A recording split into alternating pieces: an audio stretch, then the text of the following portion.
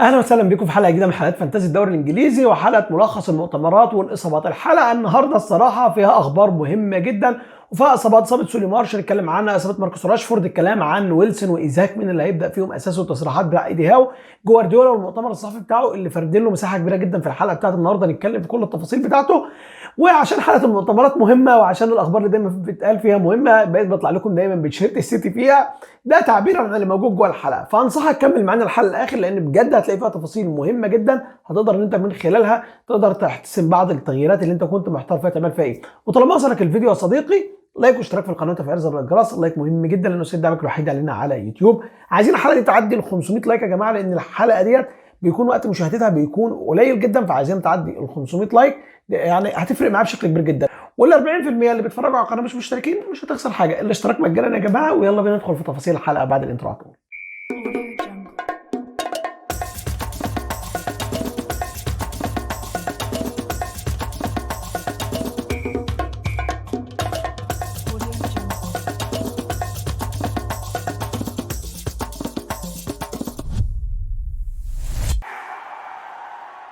اهلا وسهلا بيكم مره ثانيه. حابب اسالك عن نقطه مهمه في الاول، اكتب لي تحت في الكومنتات انت ناوي الكابتن مين في الجوله اللي جايه، دي نقطه مهمه جدا. النقطه الثانيه يا جماعه ان في تسريبات ان شاء الله نحاول بقدر الامكان ان احنا نلمها. الحمد لله زي ما قلت لكم في الحلقه بتاعت تشكيلتي اللي نزلت الصبح، الحمد لله ان كل التسريبات اللي قلناها في الاسبوع اللي فات، قلنا 5 أو 6 تسريبات تقريبا كلهم طلعوا صح. فان شاء الله اي تسريب هنزله لك باذن الله على تويتر، هتلاقي لينك تويتر موجود تحت في الديسكربشن، وهنتكلم عنه باذن الله بكره في اللايف. الناس اللي تكون موجوده معانا في لايف الديدلاين ممكن احنا ندردش برضه في موضوع التسريبات مع بعض، وتشكيلتي باذن الله النهائيه هنزلها على تويتر باذن الله. ندخل بقى في تفاصيل الحلقه على طول، مش عاوز اطول عليكم في المقدمه.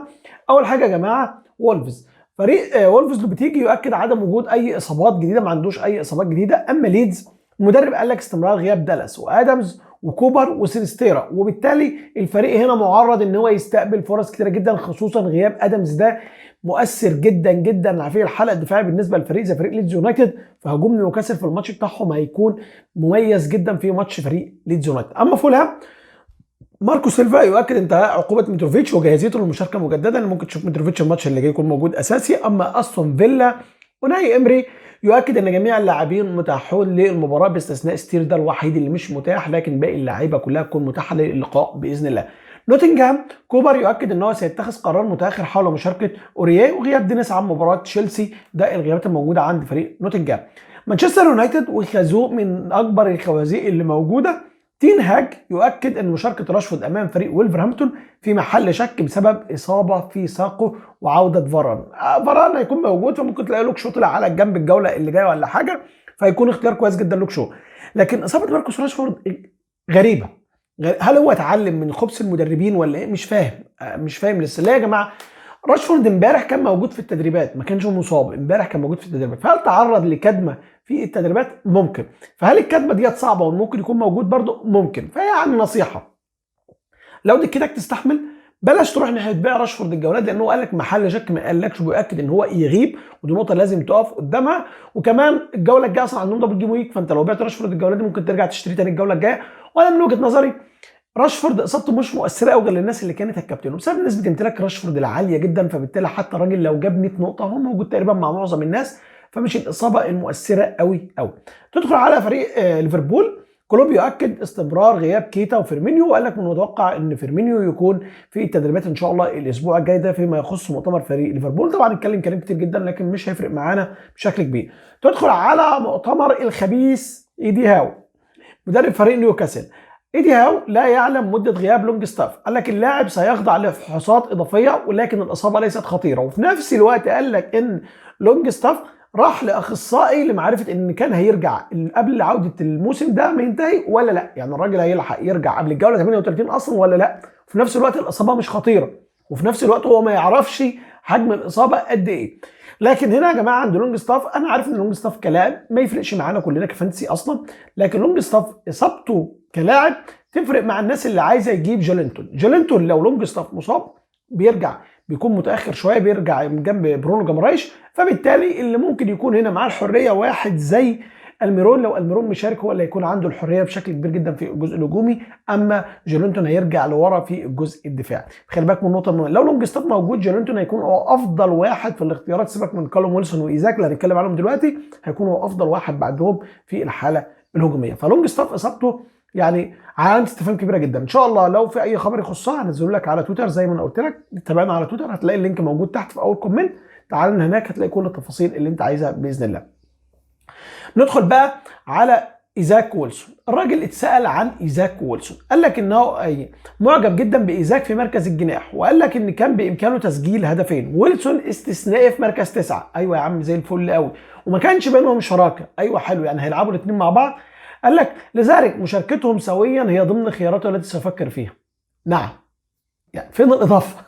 انا مش عارف، انت شوقتنا في اول الموضوع كده وخلاص هتقول الاثنين هيبداوا اساسيين الجوله الجايه، لكن مفيش بعد كده. لكن هو يعني الحاجه المهمه في موضوع ماتش نيوكاسل ان هو اول ماتش في الجوله، ده اول ماتش في الجوله، فدي نقطه مهمه ان هي غالبا هنعرف التسريب بتاع التشكيله، ومن تسريب التشكيله خصوصا الناس اللي زي حالاتي اللي بتفكر في قصه الكابتنه، هل هتروح مع هالاند، هل هتروح مع حد من فريق نيوكاسل، ده ممكن يكون نقطه ايجابيه. عشان كده قلت لك على تويتر هننزل لك التفاصيل كلها باذن الله. تدخل بعد كده عن كريستال بالاس. هودسون يؤكد غياب ميلوفيتش عن مباراه بورنموث. ماكارسر قد يكون متاحا، وقرار متاخر حول مشاركه شالوب، الراجل طبعا الجوله اللي فاتت اللي كان مميز جدا. تشيلسي ومستشفى تشيلسي. لامبرد يؤكد استمرار غياب تشيلويل، جيمس، ماونت، كوكوريلا، عوده فوفانا الى التدريبات، وكولوبالي تدرب بشكل جزئي. تقريبا الجزء الدفاعي كله مصاب، يعني عندك تشيلويل وكوكوريلا اللي بيلعبوا الاثنين اصلا في الجنب الشمال، الاثنين مصابين اساسا، وعندك الطرف كمان اليمين جيمس مصاب. فيعني مباراه صعبه جدا بالنسبه لفريق تشيلسي الجوله اللي جايه. ومن هنا برضو قدام فريق زي فريق نوتنجهام، يعني ممكن يكون له الكلمه العليا في الماتش اللي جاي، وانا متخيل ان هم هيجيبوا فيهم اجوال. عشان كده جيبسون وايت كان من الناس اللي انا رشحتها بشكل كبير جدا كلاعيبه ديفرنشال، لان فعلا الحاله المزريه لدفاع تشيلسي حاله سيئه جدا جدا. اما ارسنال، ارتيتا يؤكد استمرار غياب ساليبا. المدرب رفض تاكيد خبر صحيفه ذا اتلتيك اللي هي كانت اتكلمت عن غياب زيتشينكو حتى نهايه الموسم. هو الراجل اكيد مصاب، لكن ما قالش حد امتى، ما قالش هو هيشارك امتى، فما اتكلمش خالص في النقطه دي. ولما اتسال عن ساليبا قال لك بالتاكيد لن يستطيع اللعب هذه الجوله، لكن نتوقع انه يشارك في الجوله اللي جايه، يعني ساليبا يكون متاح للجوله 37. ساوثهامبتون، سيليس يؤكد غياب ساليسو، كوتشاب، ليفرامينتو، بيرود، شكوك حول جاهزيه شي ادمز ايضا، وبالتالي اصابات كثيره جدا بالنسبه لفريق ساوثهامبتون. مانشستر سيتي والخميس جوارديولا، وده اكتر مؤتمر صحفي هنتكلم فيه. جوارديولا يؤكد ان حاله ناسان اكي تحسنت كثيرا، وان هو يقوم بتقييم حالته النهارده، عنده تدريبات النهارده هيقيم فيها حاله ناسان اكي ويشوف وضعه عامل ازاي. والمدرب قال لك واكد على التركيز على مباراه ايفرتون وليس مباراه ريال مدريد. ده اتكلم عنه، قال لك دائما تكون مباراه ايفرتون صعبه الاجواء، مباراه نهايه الدوري دائما تكون بمثابه نهائيات، كل التركيز على تلك المباراه. وقال لك احنا بننافس على جميع البطولات ويجب علينا التغير والتكيف. ما زال هناك 4 مباريات في الدوري، ومن المهم ان نكون في اتم الجاهزيه ونحافظ على ذلك. اتكلم عن اللاعبين وعن الروتيشن، قال لك كل لاعب مستعد للعب. فكرت كثيرا في اجراء تبديلات في اللحظات الاخيره في مباراه ريال مدريد. كان لدينا فودن والفاريز ومحرز كانوا هم اكثر حيويه، لكن لم نحتاج لذلك. كل لاعب مهم ان يكون في كل المباريات. يعني قال لك ان الناس دي كانت جاهزه تنزل، وكنت بفكر انزلهم، لكن هو حب ان هو يكمل بالشكل اللي هو لعب بيه.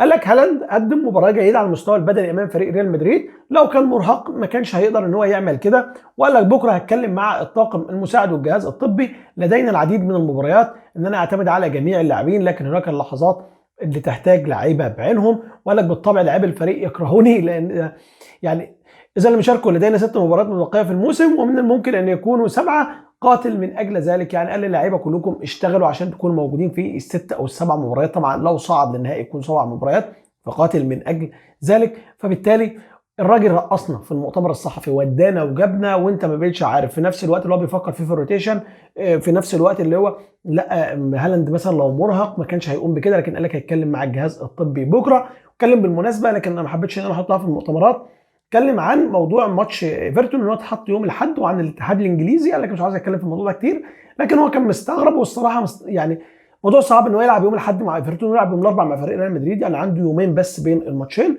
فموضوع صعب جدا الصراحه. عشان كده كل الناس متوقعه روتيشن بالنسبه لبيب جوارديولا، وان شاء الله لو في اي تسريب زي ما قلت لك هننزله على تويتر باذن الله.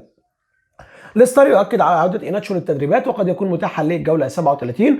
اما برايتون ديزيربي اتكلم قال لك يؤكد غياب وبستر ومارش عن مباراه ارسنال. فيرجسون جاهز للمباراه. المدرب يامل ان يتمكن مارش من اللحاق باخر مباراتين في الموسم. وده يعني بيقول لك كده ان مارش مش متاح الجوله دي، ومارش ممكن ما يكونش متاح كمان الجوله اللي جايه كمان. ولما اتسال عن يعني سؤال صريح كده عن امكانيه مشاركه مارش مره اخرى في هذا الموسم، قال لك لا اعلم، انه سؤال صعب للغايه. اتمنى ان يشارك في اخر مباراتين. غير معروف حاليا مدى كمان قدره فيلتمن على المشاركه يوم الاحد. فموضوع مارش اعتقد انه هيكون نسبه بيعه بشكل كبير جدا، لانه خلاص الراجل قال لك يوم الاحد كده كان مش هيكون موجود اصلا في الماتش بتاع فريق ارسنال، مش هيلعب. لكن المباراه اللي بعدها مصيرها مجهول، والجوله الجايه مصيرها مجهول، ولسه اعتقد ان هم يعملوا فحوصات تاني ويبداوا ان هم يتاكدوا. اما فريق ايفرتون، شون دايتش يؤكد غياب كولمان حتى نهايه الموسم. طبعا سيد عادل المشاركه مع فريق تحت 21 سنه. بورنموث اونيل يؤكد غياب تافرنير، تراوري، فريدريكس. مور هو الوحيد اللي جاهز للقاء من الاصابات اللي كانت موجوده. واستهام مويز يؤكد غياب سكاماكا وكوفال. شكوك حول امكانيه تعافي اجبونا من المرض والمشاركه امام فريق برينفورد. انطونيو تعرض لضربه لكن من المتوقع ان هو يكون بخير. توتنهام ميسون يؤكد استمرار غياب سيسينيو. لوريس بنتاكور شهد قائمه الفريق اخر مباراه عوده كل من ايميرسون رويال وبيسوما. اشار بعض التقارير لجاهزيه لونجلي. ده كده يا جماعه كل المؤتمرات الصحفيه وكل اللي اتقال فيها. زي ما قلت لكم كده احنا غطينا جزء المؤتمرات كله. لو وصلت معانا النقطه دي اكتب تحت في الكومنتات. احب اشكرك شكرا جزيلا. بقى لنا بس نقطه التسريبات باذن الله على تويتر يا جماعه. باذن الله هننزل لو في اي تسريب فتعالى لنا منها على هناك. اتمنى الحلقه تكون عجبتكم. شكرا، سلام عليكم.